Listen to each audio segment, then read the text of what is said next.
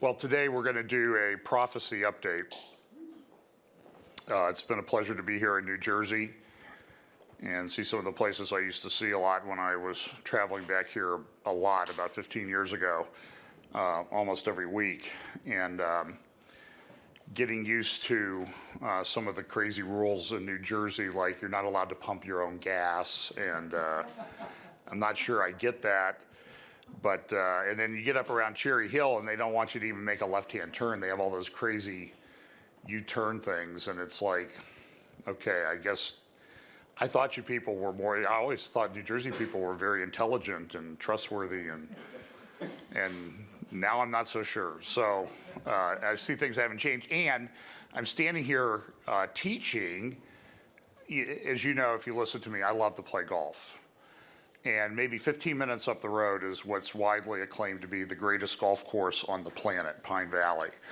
So, but I don't know any members there. So I met one once, but then my case got resolved before I had a chance to get out there to play. So I would love to get out there to play someday. And isn't there a Trump National course right up there too? A Trump, yeah, Trump National. So almost in the same general vicinity. So have a few comments about some of that this morning. So we talk each week at our church, the church that I teach at, Fellowship Bible Chapel. We do a prophecy update most weeks just to sort of take the things that are going on in the world, the culture, society, politics, geopolitics, and look at them in the light of Scripture, because the prophetic scriptures that we're familiar with and that we study, those are going to unfold in an existing context. There will be a real world and real people in that world when those prophetic scriptures unfold. So when we see a lot of these things starting to come into place, we at our church and myself think that it's important to look at these things in that context, to learn and to watch, as Jesus said, to watch. As Ezekiel said, we're to be watchmen. And when we're watchmen, we're supposed to, if we see something happening, we're supposed to say something. And if we don't, something bad happens to people that we could have warned, it's on our head. But if we do warn them and do the role of a true biblical watchman, then if they ignore it, it's their own fault, and God will hold them accountable. And I don't want to be held accountable for that. And when I see these things happening, I think that it's important to speak out. In 2 Chronicles 29, and this will become apparent in the middle part of my talk this morning, it talks about King Hezekiah. Now, Friday night I talked about Ezekiel 23 and the spiritual adultery that was going on in the northern kingdom of Israel, the southern kingdom of Judah. Then yesterday I talked about Jeremiah 23, the passage, "Woe to the pastors who scatter the sheep of my flock." And that was really, Jeremiah spoke. By the time Jeremiah was a prophet, the kingdom of Israel no longer existed. It had been sent away in judgment, taken over by the Assyrians, and the people killed or carried into captivity. The southern kingdom of Judah continued for about 120 years after, well, for about 125 years after the northern kingdom had fallen. In the northern kingdom, as we learned the other night, there was not a single good king. All were evil, all did their own things. In the kingdom of Judah, there were a number of good kings, and one of those kings is talked about in 2 Chronicles 29, Hezekiah. So let's just look at the first few verses of that chapter to see what he was like. Hezekiah, verse 1, Hezekiah began to reign when he was 5 and 20 years old, and he reigned 9 and 20 years in Jerusalem. I'm translating the King James Version, of course.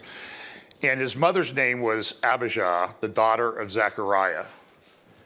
And he did that which was right in the sight of the Lord, according to all that his father David had done. He, in the first year of his reign, in the first month, opened the doors of the house of the Lord and repaired them. Apparently, the temple had fallen into disrepair and wasn't even being used. This isn't the second temple. This is the Temple of Solomon, the one that had massive amounts of gold, and it was probably the most magnificent building on planet Earth at the time. And it was indicative of what had happened in Judah. And even though they could see what had happened to the northern kingdom, it didn't register with them. But fortunately, good King Hezekiah came on the scene in verse 4. And he brought in the priests and the Levites and gathered them together into the east street, and said unto them, Hear me, ye Levites, sanctify now yourselves, and sanctify the house of the Lord God of your fathers, and carry forth the filthiness out of the holy place. For our fathers have trespassed and done that which was evil in the eyes of the Lord our God, and have forsaken him, and have turned their faces from the habitation of the Lord, and turned their backs. So we're going to look a little bit at that when we get into the Middle East and Israel portion of my update today. So I'm going to look at some of the things that are going on in the world. This is a report, and I think I did this one last week. I think this is a stray slide, that Japan has issued bonds at negative yields. And what they're finding out is that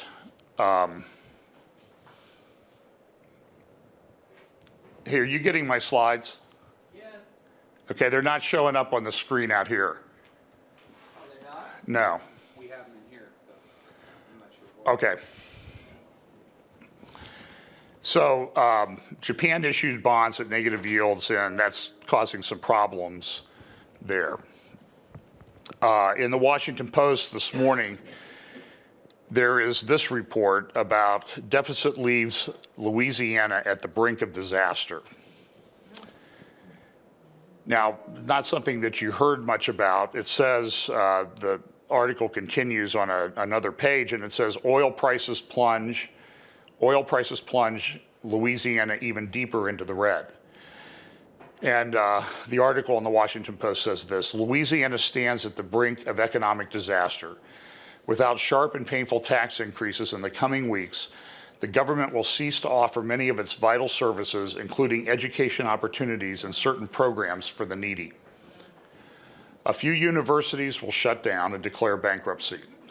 Graduations will be canceled. Students will lose scholarships.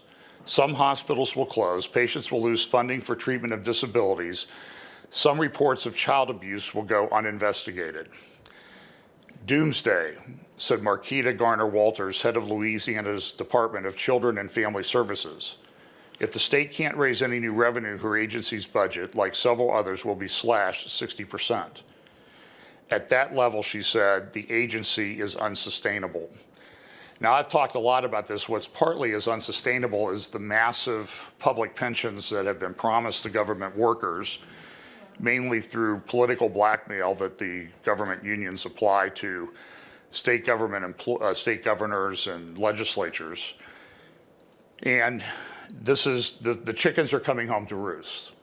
The pensions that have been promised are not sustainable. For example, if you look at some of the old articles in the Los Angeles Times, they analyzed the California pension system, and they found that the present value cost of a publicly employee pension, okay, just so you know, present value is, if I want to generate a stream of income in the future, how much money do I have to invest today?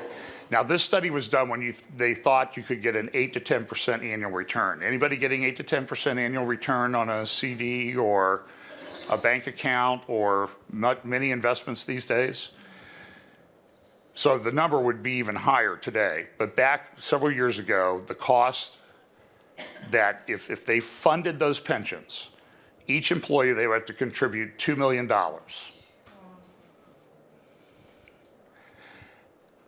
And that's not sustainable as people age and more people retire. And they're retiring after 30 years, a lot of times at age 52, 53, and they're getting a full 90% of their highest 3-year salary, I think is the formula. And of course, what they do is they work a lot of overtime in the last couple of years, so they backload their pensions. It's a scam, folks, and it's going to crash the economies of the states and the United States. It can't be sustained. It should be indicative to us that our politicians lie to us. Any rational thinking human being would know this type of program cannot be sustained. Social Security is the same way. Social Security is now pretty much running in the red. And everybody thinks you're going to count on it. And I'm at the age getting close to where I should be able to get back some of what they told me was an investment, but there's no money there. They lied to us. They're like the kings of Israel. They're bad. Listen to this article. The math is daunting. For the fiscal year that ends June 30th, Louisiana faces a $940 million deficit, roughly 1/8 of what the state typically doles out from its general fund in a year. For the next fiscal year, the gap is projected at $2 billion. The new Governor Edwards has said there are no remaining one-off fixes. Since the 2007-8 school year, Louisiana has cut funding for higher education by 44%, the sharpest pullback in the nation. It's going to hit everywhere. This is coming. Southern has, and you know, it's interesting. I noticed that there's a university here in Glassboro where we're having this little conference, and there's tremendous amount of construction going on. New buildings and everything going up, and I'm going to bet that they're either healthcare related or university related for the most part. And there's building going on all over the place, and it's the same thing where I live because of healthcare and government, and Ohio State University spending several $1 billion over the last decade and a half to construct new buildings, and I mean several $1 billion. Southern has seen its funding cut 49%, that's a university. During that time, the burden of supporting education has flipped. Whereas the state once provided 70% of the money the schools needed, now the students do in the form of higher tuition. And the students are upset. Well, they promised me a scholarship. I'm entitled to a scholarship. They interviewed an 18-year-old in this article. And now that what they try to do is they try to say, well, Bobby Jindal cut income taxes on the higher income people in Louisiana, and that's causing a revenue shortfall. But look at what happened. So here is where that red line up and down is where they enacted the tax cuts. And then look what happened to the state revenue. It went up. So something else is going on in this article. The person who wrote this article, can I be blunt, is too stupid to see the facts right in front of his or her face. But this is going on at all levels of government. It's in the federal government. You know, we're people running around, oh, look how good we're doing. We're only, 25% of the budget is we have to borrow each year or more. So we're doing better because we used to borrow 30%, so we're improving. And we're still on a downward spiral. And it's just, at some point, the chickens come home to roost. You can only print so much fake money to cover it over. And the interesting thing about this is, when all the things are going on in the Middle East, with the decline in culture, here we put in this economic piece. Now, there are some things that happen occasionally that get through that give us a ray of hope as Christians, but we shouldn't be too happy about it. There was an article this week published, and the author of the article is a research paper. It was done, well, I'll show you where one of the researchers came from. Biomechanical characteristics of hand coordination and grasping activities of daily living. And what they did was they went through and analyzed the different hand motions that are made by your hand, the muscles in your hand, the nerves in your hand. And the researcher concluded that it's pretty amazing because we do this without any effort. Now, I will say, as an example, I use a trackball, a thumb-operated trackball. It is amazing to me when people come in and try to use my computer, for them to watch them try to use their thumb. I do it, Pam uses one, it's second nature. And I always tell them, folks, it's this thing, it's what makes us different from the apes, okay? No, it's not that hard, you just move, but when you start thinking about it, it becomes complicated, but we do all this complex stuff with our hands, picking up little things, picking up big things, moving, writing, and we don't even think about it. It's an amazing, dare I say it, design. And so here's one of the graphics from the article. This is published in a peer-reviewed research journal. But I want you to listen, and one of the researchers, the editor, was Renzi Hahn, Ohio State University Medical Center in Columbus. And published January 5th. Listen to some of the things that he says. The explicit functional link indicates that the biomechanical characteristic of tendinous connective architecture between muscles and articulations is the proper design by the creator, capital C, to perform a multitude of daily tasks in a comfortable way. It goes on. The human hand is an amazing instrument that can perform a multitude of functions, such as the power grasp and precision grasp of a vast array of objects. The excellent behaviors of the human hand are enabled by a highly complex structure with 19 articulations, 31 muscles, and more than 25 degrees of freedom. While what did he say? Highly complex structure. While the abundant functions are favorable, this complex structure also raises a challenging problem of how the human body controls such a large number of mechanical DOFs with ease and with an absence of effort. While the abundant functions are favorable, this complex structure also raises a challenging problem of how the human body controls such a large number of mechanical DOFs with ease and absence of effort. Hand coordination affords humans the ability to flexibly and comfortably control the complex structure to perform numerous tasks. Hand coordination should indicate the mystery of the creator's invention. In conclusion, our study can improve the understanding of the human hand and confirm that the mechanical architecture is the proper design by the creator for dexterous performance of numerous functions following the evolutionary remodeling of the ancestral hands for millions of years. Uh-oh. Now they have a problem. Peer-reviewed journal, public science journal. What are we going to do? And it got through. It got through the peer review process. So this was issued on the website following publications, a retraction. Readers raised concerns about the language that makes references to a creator and about the overall rationale and findings of the study. Folks, I talked about this 15 years ago, the effects of postmodernism. It affects every aspect of life. It affects theology in the church. It affects people's doctrine. It affects their moral behavior. And supposedly objective science, looking at the facts, now they're denying the facts that it takes them to. Because we all know that the structures in the hand, I mean, look, 15 this, 31 this, 25 degrees of freedom, compared to what's going on inside every cell of your body, this is very simple stuff. And they're saying this is so highly complex, it had to be designed, complex design, and the author makes reference to a creator. And now, we got to retract this. But again, the internet is wonderful because what you say on the internet often lasts forever. So upon receiving those concerns, the PLOS One editors have carried out an evaluation of the manuscript and the pre-publication process, and they sought further advice on the work from experts in the editorial board. Translation, we messed up, and now we got to cover this up because we can't have this thing about a creator getting out there. This evaluation confirmed concerns with the scientific rationale, presentation, and language, which were not adequately addressed during peer review. You know what I think?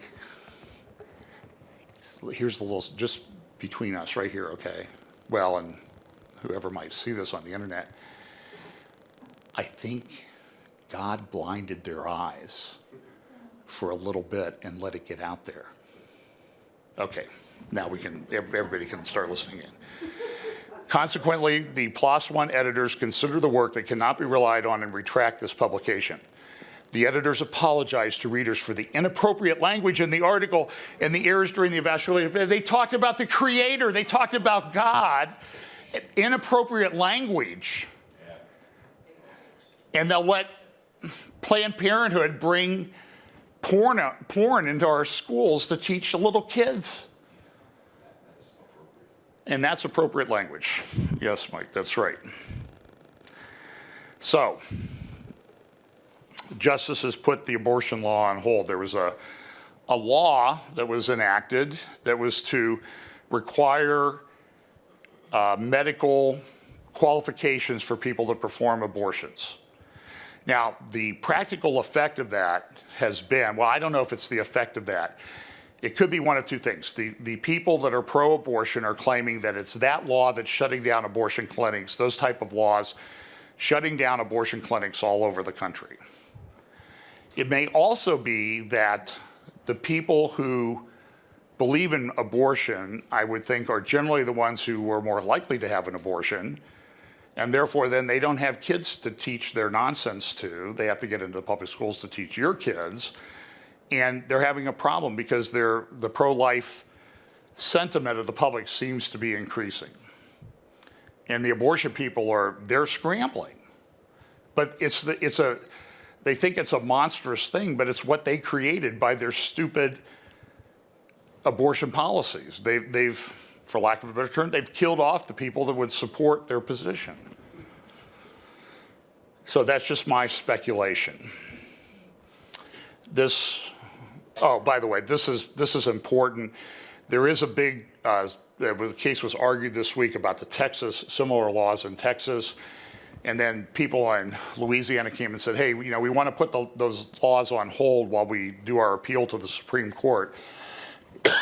And I don't know that you can extrapolate that because they put on hold the Louisiana laws that they're going to strike down the Texas laws.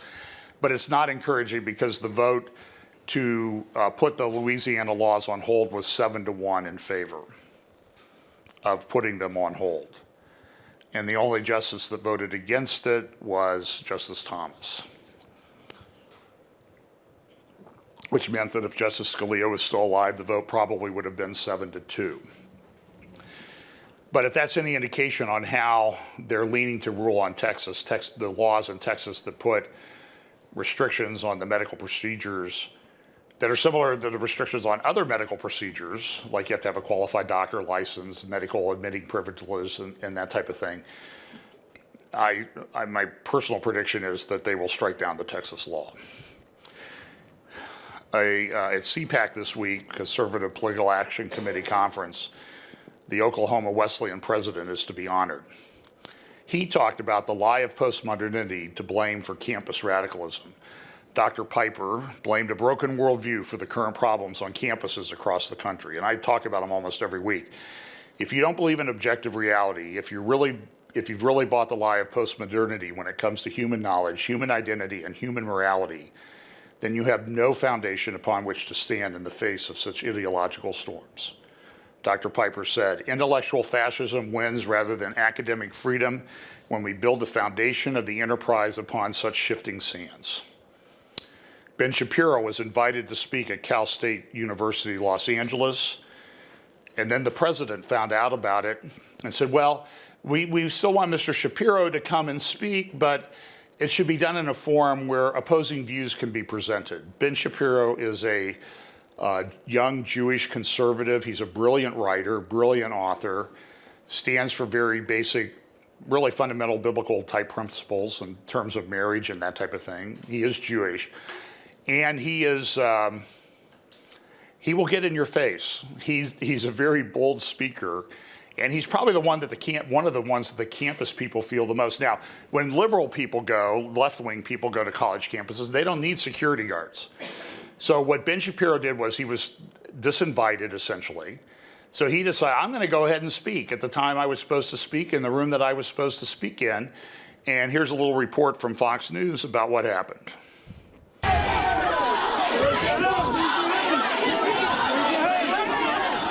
That was the crowd that greeted conservative writer Ben Shapiro as he was attempting to give a speech at the Los Angeles campus of California State University.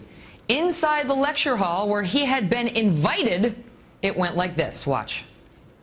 Folks, if you're watching on the live stream, the waves of students that you see entering right now are being sneaked in. Because in America in 2016, you have to use the back door if you want to participate in free speech. You get to block the front door if you're a member of the left. And this is how it's written. And there it is, gang. Guess what? You know what? They're not going to stop us.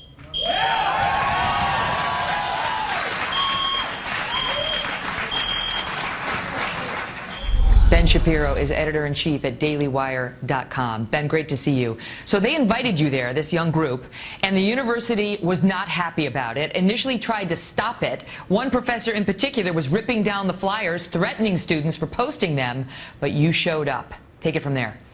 Yeah, well, the president of the university attempted to cancel the speech, and I told him to screw himself. I was coming anyway because that was a violation of free speech rights. About an hour and a half before I was scheduled to come to campus, I didn't know if they were going to try to arrest me or something, he backed down and he said, we'll hold the event, we'll make sure there's enough security that it's safe. I started getting messages on my text and through Twitter that there was violence going down, that there was a huge crowd. By the time we got there, there were helicopters, cops everywhere. Every single entrance and exit, except for one, had been barricaded and blocked by the students. The police were doing nothing to actually move the students and the protesters that people who wanted to hear could get in. And by the time I got in, I had to be escorted in not only by my own security, but by an armed coterie of uniformed police officers. And they were sneaking all of the students in 4 at a time through a back door the protesters hadn't yet discovered. And so over the course of the speech, people were coming in. This is a public university. They don't understand anything about First Amendment, which is the answer to speech you do not like is not less speech, it's more speech. You don't shut down the initial speech. You have your own event. You offer your own viewpoints. But they were rows deep, threatening you. People were getting pushed around, and the people who wanted to get in to see you were getting stopped by the cops, apparently, you say, under directions from the university? So basically what I say is that the police officers were doing nothing. They've been told by the university to not move any of the protesters who had locked arms and were blocking off the door so nobody could get through. And there's plenty of video on Instagram and YouTube of these people who are attempting to just get in to listen being pushed around by members of the audience who are screaming at them, cursing at them, pushing them, assaulting them. A reporter from Breitbart was assaulted 3 times. A man who was disabled with nerve damage, he was assaulted by folks who were protesting. It truly was the fascist left at work. I take it no apology was forthcoming. No.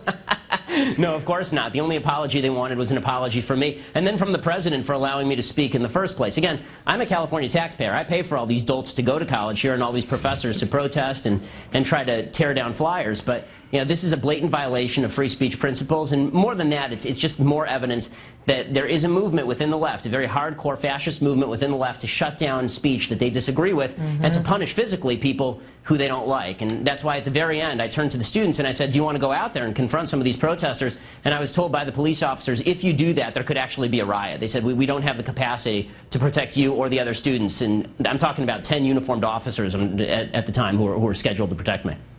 Professor Robert Weide, W-E-I-D-E, when people were placing flyers on the board, he apparently went out and tore down the flyers, called campus security, and called the students fascists who wanted to hear you speak. Ben, thank you for being here. Well, that's the state of the college campus. This happens all the time. And he's the double whammy. He's Jewish and conservative. Boy, you know, talk about being politically incorrect. You know, I suppose the only thing he could do that would sort of elevate the hatred in the left more if he was a Messianic Jewish conservative. Then, holy Toledo, watch out what happens. The age of Trump and the American interest. Talking about sort of this problem. The current problem goes beyond excruciatingly bad manners. What we increasingly lack and have lacked for some time is a sense of the moral underpinning of Republican small r government. Manners and morals maintain a free state as much as laws do. As de Tocqueville observed long ago, and when a certain culture of virtue dies, so too does something of what makes democracy work. Old-fashioned words like integrity, selflessness, frugality, gravitas, and modesty rarely rate a mention in modern descriptions of the good life. Is it surprising that they don't come up in politics either? American culture is in short, nastier, more nihilistic, and far less inhibited than ever before. It breeds alternating bouts of cynicism and hysteria, and now it has given us Trump. So I'm not making any endorsements in the political realm. I'm very concerned, though, with the level of language, descriptors by all the candidates on both sides and both parties in their debates. It's appalling, the conduct that we see. It's denigrating. It is nihilistic. It is, and even it's out of control, and it's not very encouraging for the future, other than the fact that it makes you, if you're a true committed Christian, it should make you a stronger monarchist than ever before, and you should be waiting for King Jesus to clean this mess up. In Sheffield, this happened in the United States a year ago. A lady in a counseling program, psychology program, was kicked out of her program because she opposed gay marriage, and she thought homosexuality was something that could be, changed or cured. And now a Christian student was kicked out of his university in Sheffield in England for opposing gay marriage. He wasn't kicked out of the program, he was expelled from the university.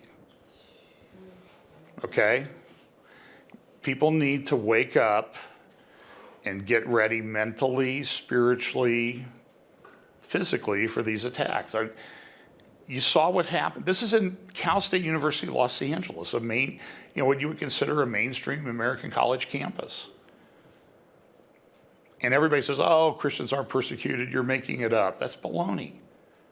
And it's increasing, and it's going to increase. And said it for a while, people are going to start losing their jobs. They're going to have to, I've talked to people in major banks that each year have been forced to sign conduct code statements that essentially are starting to conflict with their Christian faith. And they're wrestling with, what do I do? And I know a person who's a pastor, and what he's done is he started a landscaping business because he knows I can't work for this bank much longer. I have to provide for my family. So now, I titled this Global Chaos. This is from Zero Hedge. Now, I don't know if you've read Zero Hedge or not. It's a libertarian economic blog. They touch on politics and economics. It has a libertarian bent, which in today's term is the United States is responsible for everything bad in the world, and it's a cabal of people that are oil hungry and money hungry that are controlling everything and cause all the wars in the world.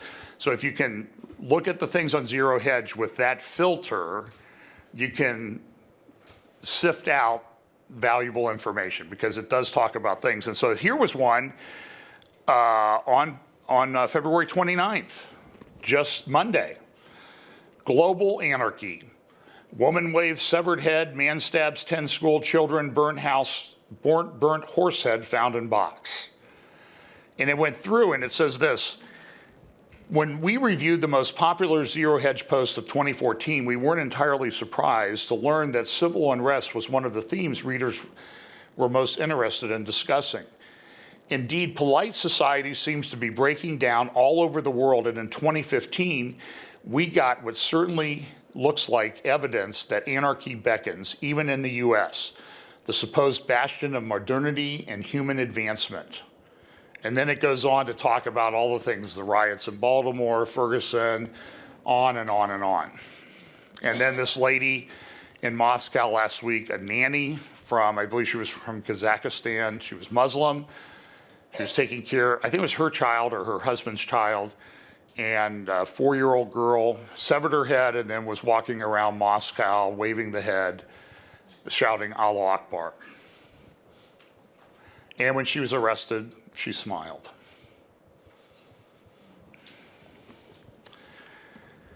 I don't know where she would have got the idea about beheading. This is the new federal FBI website. For children to learn about Islamic terrorism? No. To learn about violent extremism. Now, there is some references to Islam if you drill down through the various pages, but you can take a little test to make sure you understand violent extremism really involves right-wing, anti-government people here in the United States as much as anything else. This is where this is the Obama administration. Well, I'll talk about it in a minute. Hillary Clinton. This is the dam. This is about a month old now, or 3 weeks old, but this is the Mosul Dam in the northern Iraq. And the red area there is where the city of Mosul sits. That's biblical Nineveh. The Mosul Dam is considered to be the most dangerous dam on the planet. If that dam let loose, and this was reported in The Economist and other mainstream publications, it's built on gypsum, which I think you would translate sort of sand. And I think there's a biblical example of what happens if you build your house on sand. So I assume that if you have a problem if you build your house on sand, you'll have a problem if you build your dam on sand. Just a wild guess. And it requires constant maintenance. Of course, ISIS took it over, held it for 3 weeks, but they haven't really been taking care of it, and it's believed to be in a state of close to collapse. So if it collapses, it holds back, I don't know, 12 billion cubic feet of water. You can see the dam in the upper right-hand corner there, big lake. And the areas downstream, Mosul is right in that red area. The red areas will have water 25 meters deep, 75 feet. The green areas will be 54 feet, 18 meters deep. By conservative estimates, at least 500,000 people will die if the dam goes. And maybe 1.5 million, and over 1 million people will be homeless. It will go all the way down towards southern Iraq and cause flooding in Baghdad. And it's not, these things are happening all over the world. Let's look at Syria now. You know, it's hard to get a lot of information about Syria, in part because I think and here's you guys who want to write in your hate mail about how I don't understand anything. Here's your opportunity. You can focus on this week. A lot of the information doesn't come out because the Russians control things. And the Russians are essentially in charge in Syria now. And I get emails each week, oh, you don't understand, Putin's the great defender of Christianity in the world. He's a KGB deceiver. And you need to remember, at the height of the Soviet Union, 1 million people in Russia were employed to deceive people in the West about what was going on. 1 million people. You think they all went away? Well, no, they're running the government. Putin was KGB. So you need to understand that this is true. Now, look, I know our government lies to us. I just talked about that. But you can't believe, and I see people, they're always citing like RT, Russia Today, what's it called, globalresearch.ca, and these are all left-wing deception that's going on. So it comes from both sides. So don't cite, you have to kind of filter through. Now, look, I will say this is a video from the globalresearch.ca website, and it shows, you know, what has happened and how Russia started last fall to supply troops and materials and missiles and that type of thing to Syria. They engaged in training to train people how to do it. But look where they come through. They come down through the Bosporus there in Istanbul. And who is Russia having trouble with? Turkey. And how hard would it be for Turkey to block off the Bosporus there and shut them down? That happens, and it's happened in some respects, but if the Bosporus was blocked, we will have a major war in the Middle East. And what I'm just saying is that in all of these areas of the Middle East, they say that ISIS, even with Russia there, ISIS can still make temporary gains of territory, and that the Syrian army, which has now been retrained for months by Russia, is simply not capable of controlling all of that area. They've taken back the West Coast, and this is where Russia wants to be. They want to be on the coast of the Mediterranean. They want a warm water port because of what you saw in the first frames of this video. They don't want to be trapped in the Black Sea with their Navy. They don't have any other ports to speak of that they can use year-round for their Navy. And projection of naval power still is one of the important things about how you sort of exert influence over the world. And the cheapest transportation of goods is by water. So navies are very important. We have a navy because of the pirates that were along the north coast of the Mediterranean. That's why we developed the Marines and a navy back at the time of Thomas Jefferson. I can't remember the name of the something pirate. The what? Barbary pirates, thank you. They were Muslims that were attacking ships in the Mediterranean and stealing them and taking the people into slavery. This happened in the early days of the United States. That's why we have a navy. So that is a problem. I talked last week about a general, the Supreme Commander of NATO, who testified in front of Congress a week ago, that it appeared to him that because the Russian airstrikes were in the rebel areas, so you have you don't have three forces, but you have essentially three groups. You have the Syrian Assad government, supported by Russia. They're in the orange area along the coast. You have rebel groups that control certain areas along that corridor, and then if you go a little bit further to the east, you have a long swath of ISIS, Islamic State-controlled things. The rebel groups have about 97 different groups, so they're not very unified in their opposition. And Russia has come in and they've trained the Syrian army to help at least take back Western Syria, the Alawite region that the Alawite is a subset of Shia Islam, or related to Shia Islam. It's a very minority sect, but the Assad family, the Assad tribe, comes from Alawite Islam. And they've taken that back because they get the port, they get the airfields in the Middle East, right on the border of, the gas pipelines and things that go through there. And they also have the Israeli pipeline there. So Russia wants to control the oil and gas flow. Everybody does. That's why they're fighting over it. But the interesting thing from a prophecy standpoint is all the major players of the world are sort of embroiled in these conflicts in the Middle East on the borders of Israel right now. Now, exactly how it plays out, I'm not sure. We'll just have to watch and see. But we do know that there's a war coming, Ezekiel 38 and 39, where the invading armies, Persia, people who come from the uttermost parts of the north, the scripture says, people think it's Russia, some think it's Turkey. Regardless, all those people are right up there, and it tells us that 5, 6 of them will die on the northern mountains of Israel. We talked a little bit about Dam, which is at the base of those mountains, Mount Lebanon and that range there.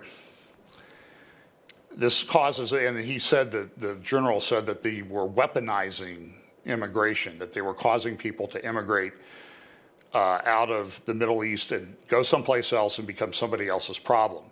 And so now there are these reports. The EU is under incredible economic and cultural and political strain from the immigrants.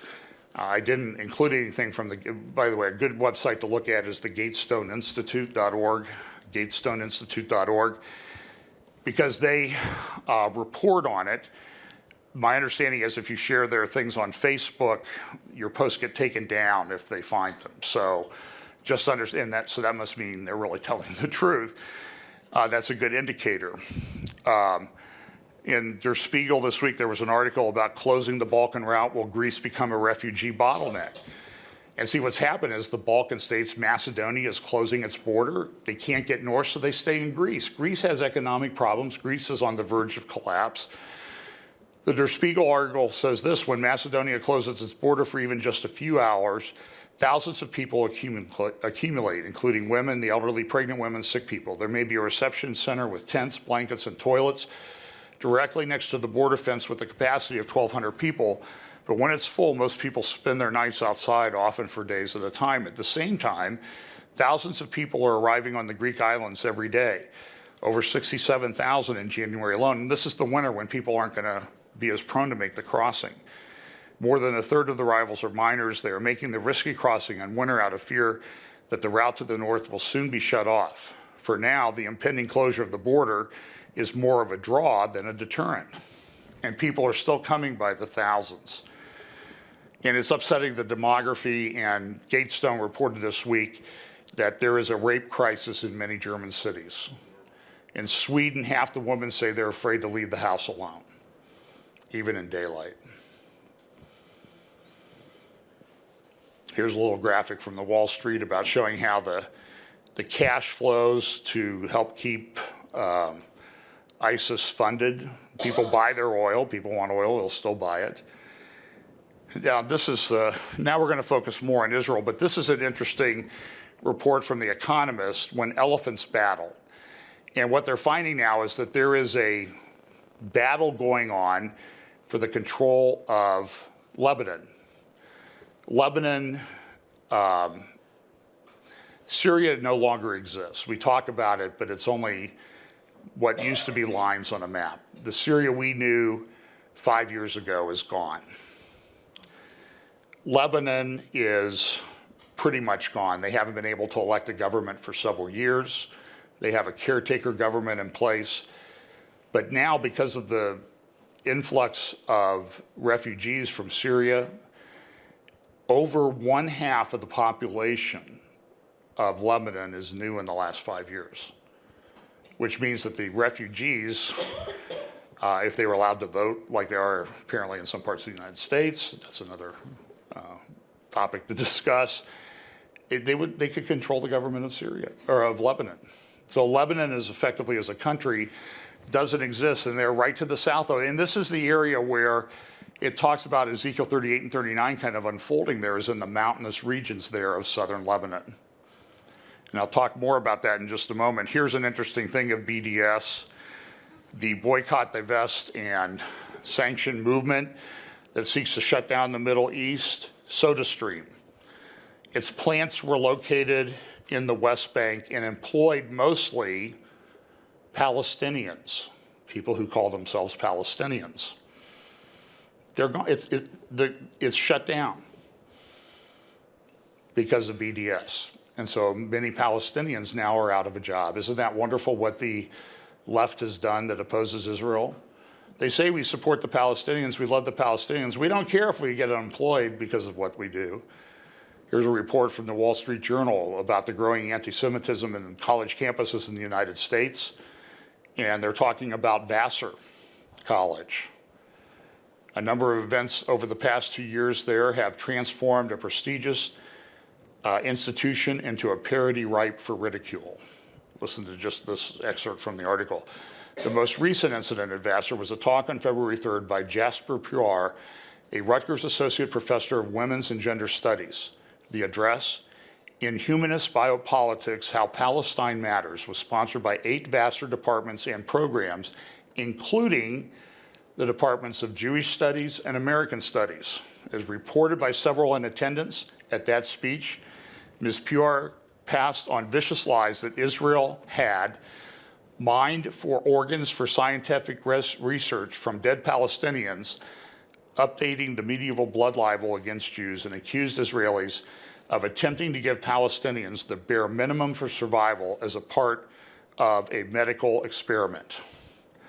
The false accusation that people, some of whose members were experimented on at Auschwitz, are today experimenting on others is a disgrace. And it is part of an anti-Zionist conspiracy theory of the first rank. And I see this, frankly, I see this among some people who claim to be Christians. The Wall Street Journal a week ago Saturday in the review section had a thing about the state of Israel. It said this: in today's disintegrating Middle East, by contrast, Israelis question the viability of a Palestinian state. Which Arab state, Israelis asked, will be a likely model for Palestine? Syria, Iraq, Libya? Few Israelis believe that a Palestinian state would be a peaceful neighbor. In part, that's because the Palestinian national movement, in both its supposedly moderate nationalist wing and its radicalist Islamist branch, continues to deny the very legitimacy of Israel. The Palestinian media repeat an almost daily message. The Jews are not a real people. They have no roots in this land, and their entire history is a lie. From biblical Israel to the Holocaust, the current wave of stabbings has been lauded not only by Islamist Hamas, but by the Palestinian Authority, the moderates that Obama says Israel should be negotiating with. Most Israelis still support, at least in principle, a two-state solution. Many understand that the creation of a Palestinian state is an existential necessity for Israel, extricating it from a growing pariah status in the world at large, from the wrenching moral dilemmas of occupying another people, from a demographic threat that endangers Israel as both a Jewish and a democratic state. And they understand that the continuing expansion of settlements on the West Bank will only complicate Israel's ability to withdraw eventually. But a majority also regards the Palestinian state as an existential threat. They know that it would place Tel Aviv and Ben Gurion Airport, the country's main link with the world, in easy range of rocket attacks. A Palestinian state also could result in a Hamas takeover of the West Bank and East Jerusalem. I discovered a video this week as I was surfing around gathering things. It was from a PBS show in 1978 called The Advocates.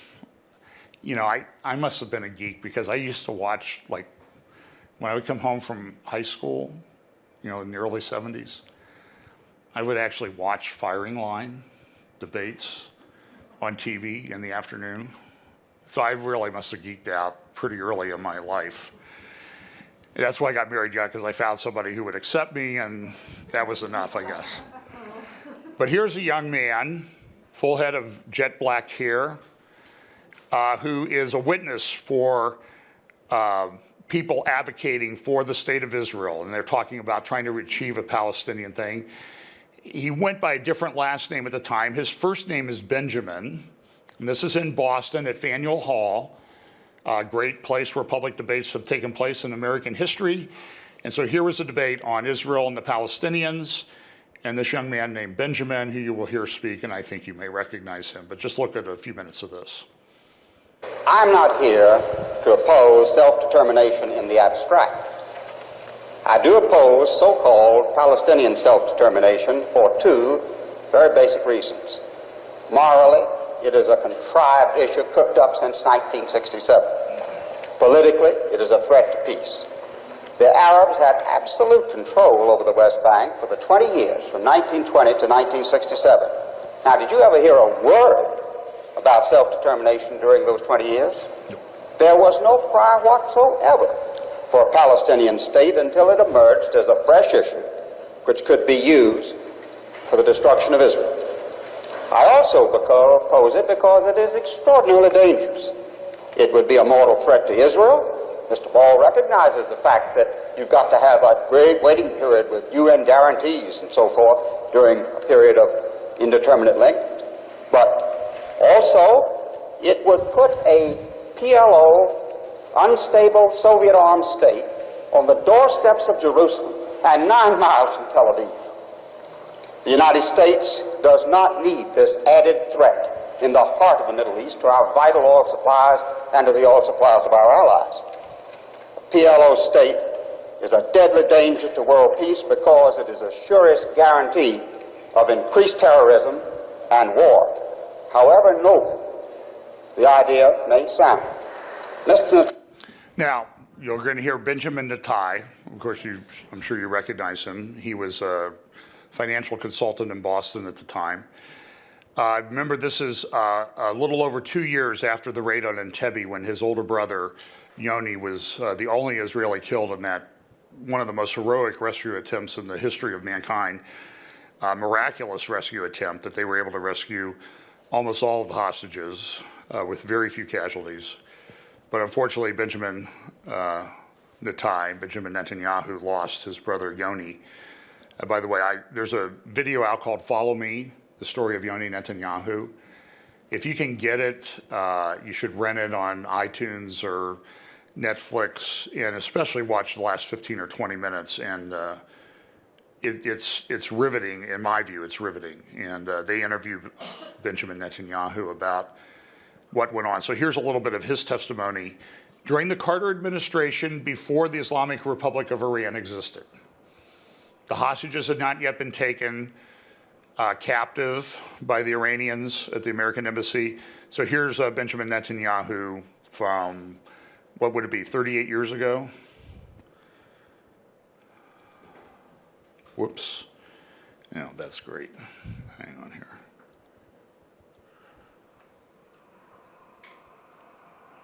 Here we go. Okay. On this question before the House tonight.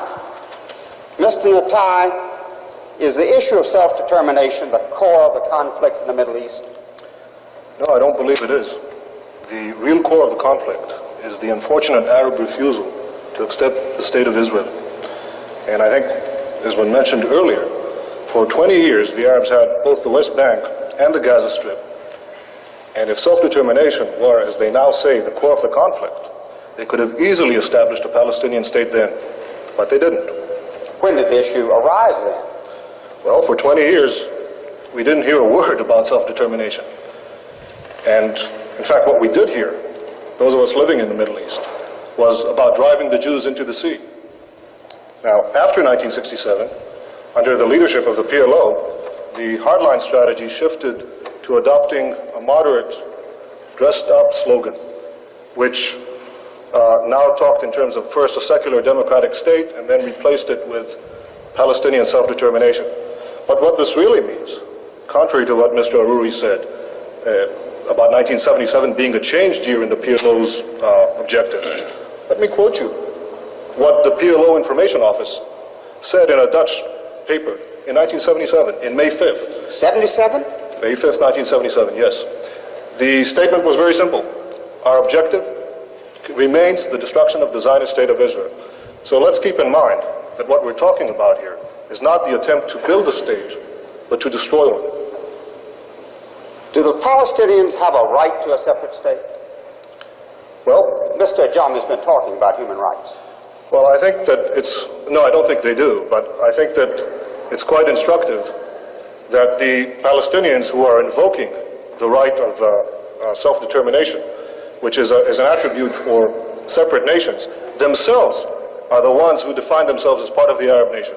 Now, no one is denying that there are Palestinian Arabs. There's a very distinguished Palestinian Arab sitting right next to me. But the Palestinians themselves, in the Palestinian National Covenant, the very first article, say that the people of Palestine, quote, are part of the Arab nation. Well, let's look at the Arab nation. It has 21 states, an area roughly the size of the United States, and 1/6 of the entire world's wealth. Now, add to that the fact that there already exists a Palestinian state, and that is Jordan, 60% of whose population is Palestinian. I think it's quite interesting that Yasser Arafat and King Hussein, who are bitter enemies, agree on one thing, that Jordan is a Palestinian state.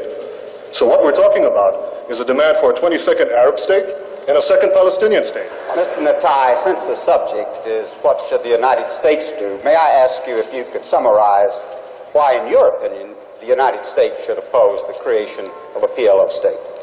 I think the United States should oppose the creation of a Palestinian state for several reasons. The first one being that it is unjust to demand the creation of a 22nd Arab state and a second Palestinian state at the expense of the only Jewish state. I think it also would defeat the hopes of those moderate Palestinians who genuinely want to reach a peace accommodation with Israel. Thank you. Mr. Ajami, another question. Mr. Netai, as someone who would say that you believe in democracy, do you believe that Israel can continue as a garrison state and still remain a democratic state? Mr. Ajami, either you didn't hear what I said before, or for your benefit, I'll repeat it again. No, Israel does not intend to remain a garrison state. Israel wants to live in peace and wants to be secure. If that involves maintaining military guarantees, our own military guarantees against the destruction of people who surround us, yes, I believe we should fight for our survival. If I have to, I'll fight again, but I hope not to. Thank you. Thank you, Mr. Ajami. Mr. Netai, thank you for joining us on the So there he was 38 years ago, 28 years old. Pretty amazing. He's brilliant. He's a genius. He went to MIT. His father was a brilliant historian.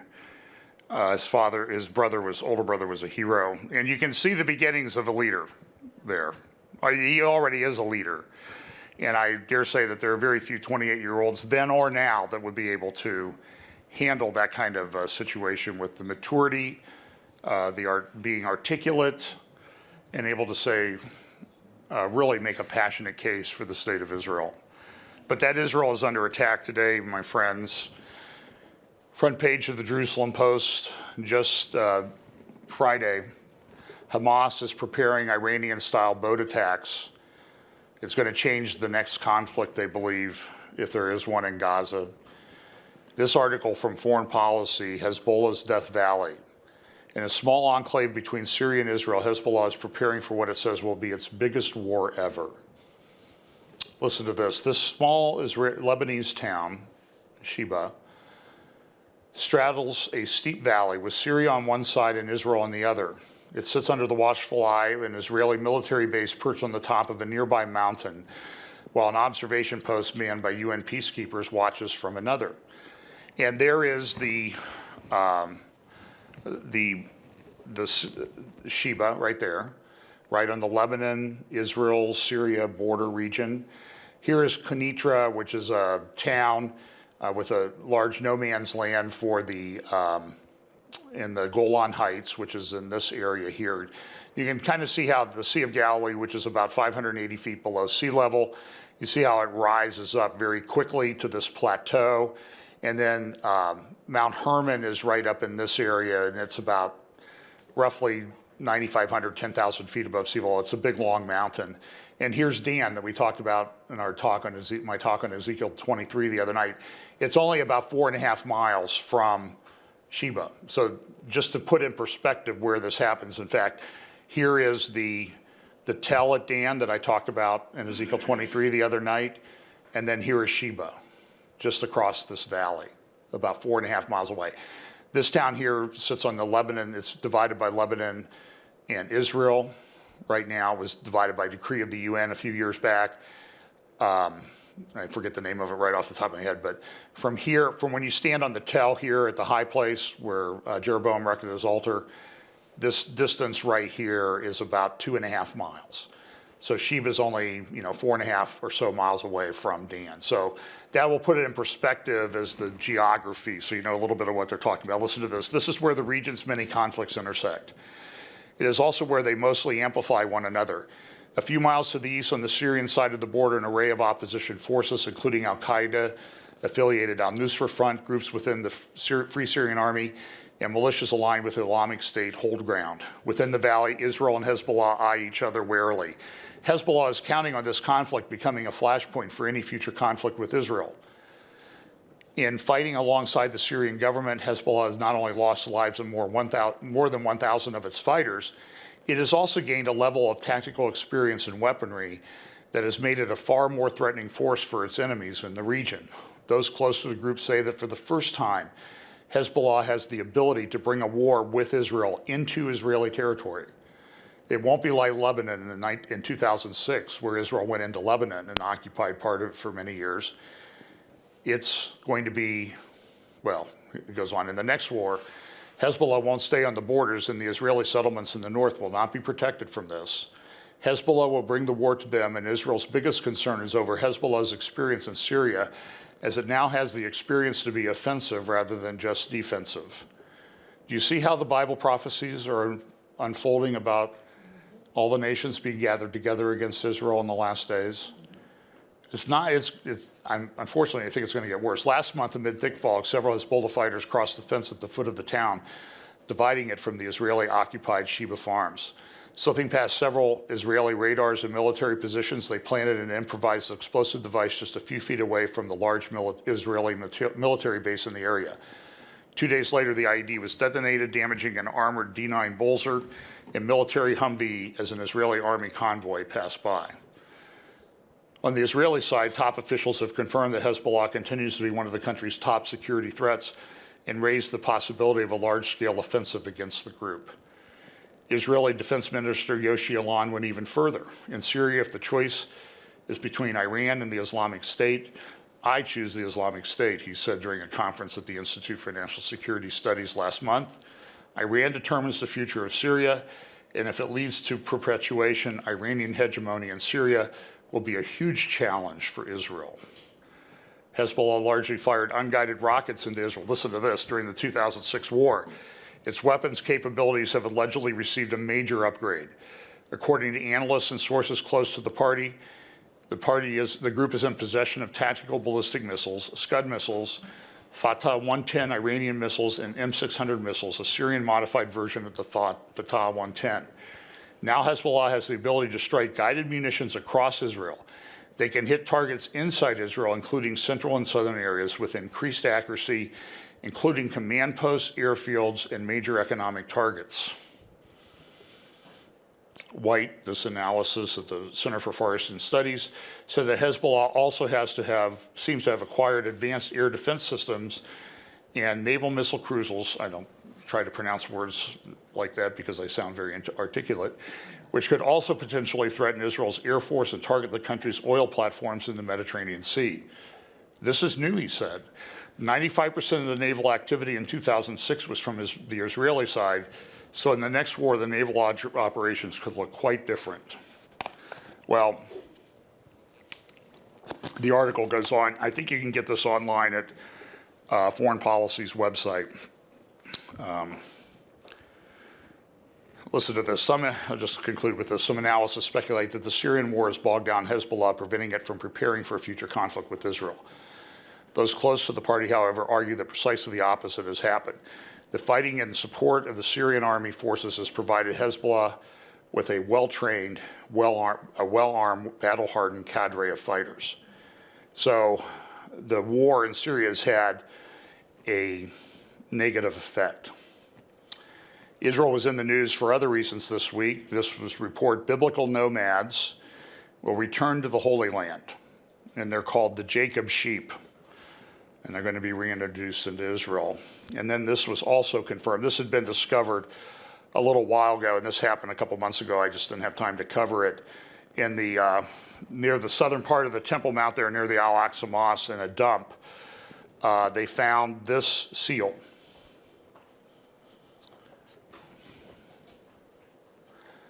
Now, the reason I read from 2 Chronicles is there have been a number of these in antiquities markets, but this is the first one that has been verified and confirmed to be from this king.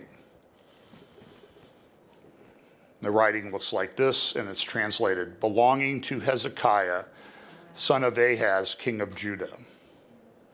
Now, while those have been floating around for a while, this is the one that confirms Hezekiah outside the Bible. In the kingly line, the kings of Judah, the line of King David, confirmed archaeologically. Now, when I read 2 Chronicles, verse 2 said this, he did that which was right in the sight of the Lord, according to all that David his father had done. Now, is this significant or not? I'm going to suggest to you that maybe it is.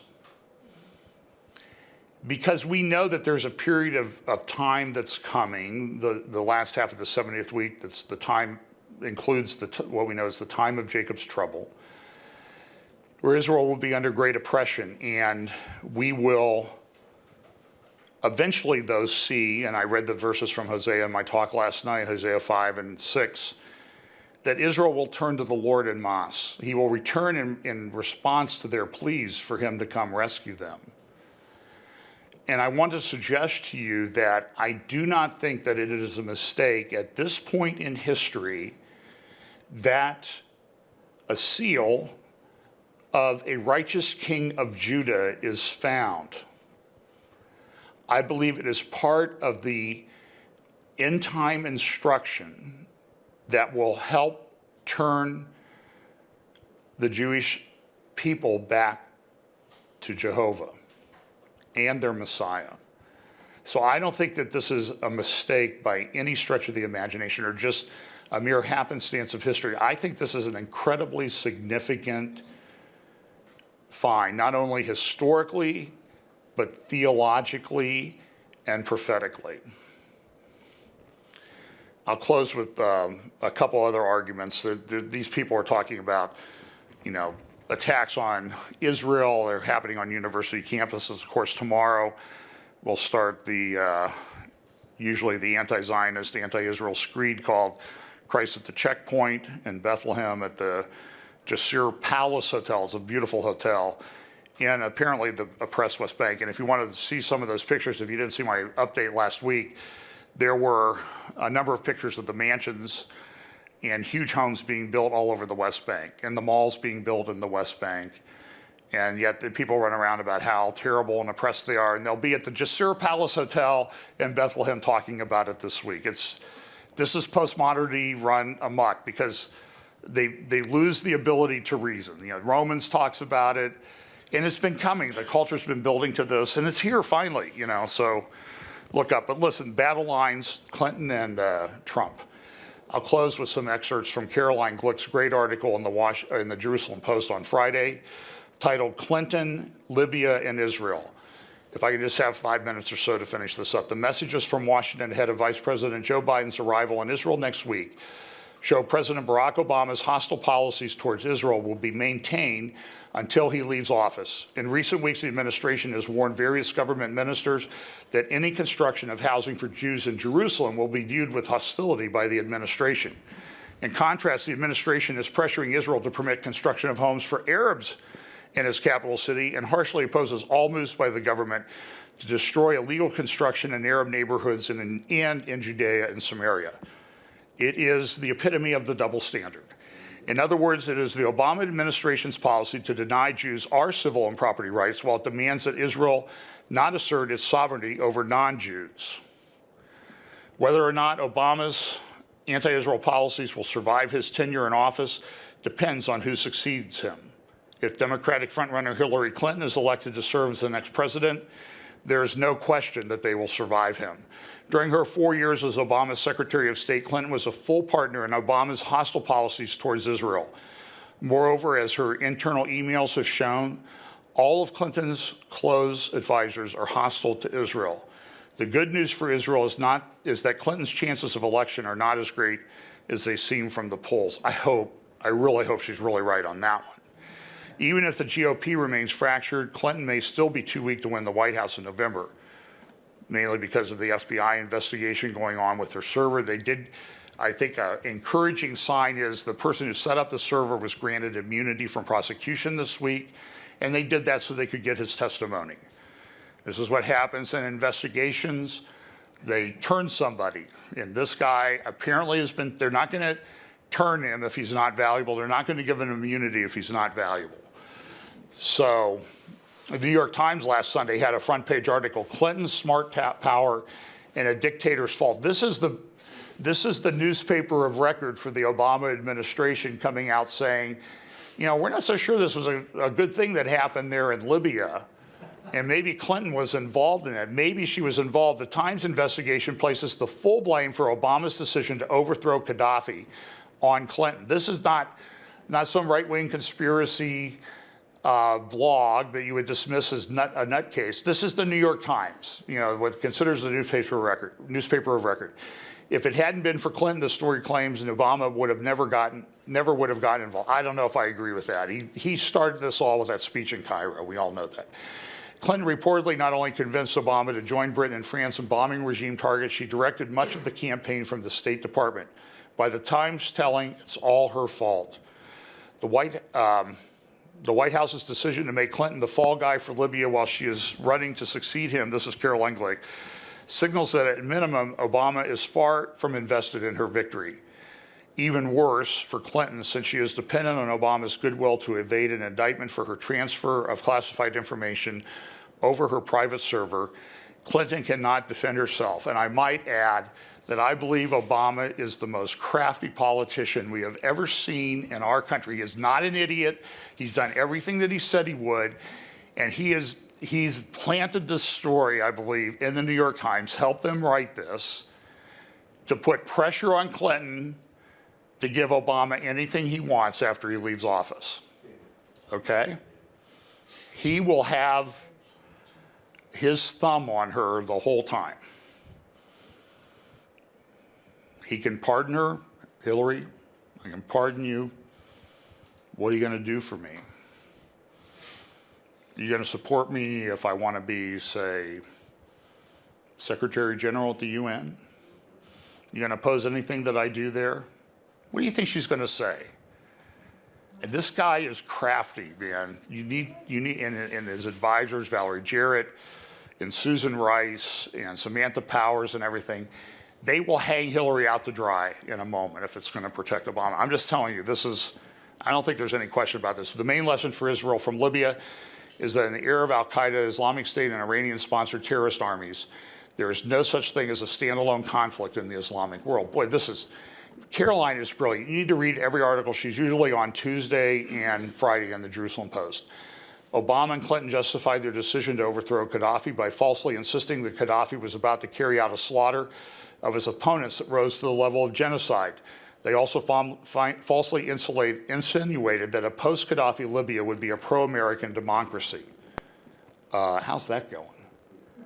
It's essentially an arm of the Islamic State. The contagion of Islamic revolutions began in neighboring Tunisia a year before the U.S. decided to overthrow Gaddafi. That contagion made clear that there are no isolated events in the Islamic world anymore. Every perceived victory for jihadist forces impacts jihadists regionally and throughout the world. The impact is massively escalated when jihadists gain actual ground, as was the case in Libya. The implications for Israel in regard to the administration's demand that Israel commit to withdrawing from Judea and Samaria and effectively end its sovereign rule over Jerusalem are dire. Every time Israel withdraws from territory, jihadists regionally and worldwide proclaim victory, and perhaps more important, are perceived as the actual victors. Today, ISIS and other jihadist forces are growing in power and influence along Israel's borders and inside its sovereign territory. This week, Shin Bet revealed that it arrested 2 more Israeli Arabs who joined ISIS. On Wednesday, Jordanian security forces fought a pitched battle against ISIS terrorists in Erbil. 7 ISIS fighters and 1 Jordanian policeman were killed. 5 Jordanian security forces were wounded. Since the Syrian war broke out 5 years ago, hundreds of Jordanians have entered Syria to fight on behalf of anti-regime forces, including ISIS. Hundreds are also suspected of having returned to the kingdom. Moreover, ISIS is believed to have the support of a significant number of Jordanians. The genocidal jihadist force is waging a major propaganda campaign against the Jordanian regime. If Israel bows to U.S. pressure and withdraws from Judea, Samaria, and parts of Jerusalem, either in the framework of a peace deal with the PLO or unilaterally, these moves will be immediately perceived regionally as a massive victory for the forces of jihad. Not only will Israel be imperiled, the fate of the Jordanian regime will likely be sealed as empowered jihadists launch a war against the Western allied regime. And she concludes with this. In the world of ISIS and Iran, Israel's sovereignty over united Jerusalem and Israeli control over Judea and Samaria is the only real, best guarantor of the survival of the Hashemite kingdom in Jordan and what's left of the stability in the Middle East after 7 years of Obama's and Clinton's foreign policy. This should be the message to Biden next week and the basis of our policy for months and years to come. Brilliant article. Highly recommend her. And so look, this is all coalescing. Just as the prophets predicted, all the nations would be gathered together against Israel. And we're watching it unfold. And so I think in the context of that, this report that came out a little over a month ago, they found good King Hezekiah's seal in Jerusalem. I think it's very significant. And I think thinking Israelis, Jewish people like Caroline Glick will take notice of that fact. And eventually I pray that they will make the connection and that they will, at the right time in God's plan, turn to Messiah. So I was going to do a talk called Pray Like Daniel. So here's what I was going to say, and I don't have time because I'm out. When Daniel saw the prophecy was going to be fulfilled, you can read it in Daniel chapter 9. He was reading the scroll of Jeremiah. And he said, wait, we're supposed to be here 70 years. It's been 70 years. So what did he do? He prayed, essentially, I'll paraphrase, God, fulfill your prophecy, just like you said, to your glory. And Lord, we repent as a nation of our sins. It's great advice then. It's a very good example of how we should pray in these days and times. And let's pray, Lord. Lord, thanks so much for giving us the prophetic scriptures so we can understand what is going on. And we pray, Lord, that we will take them to heart, and that in our own lives and in the own spheres of influence that we have, that we will follow the example of Daniel and pray that all of this unfold according to your plan, exactly according to your plan for your glory, but that we'd also follow the example of good people like King Hezekiah, who called the nation to repentance for the evils that they had done and restored proper worship in the temple. And pray that, Lord, in our own lives and hearts, and again in the areas that we have some influence, that we will advocate for that in our own lives. Bless us as we go. In Jesus' name, amen.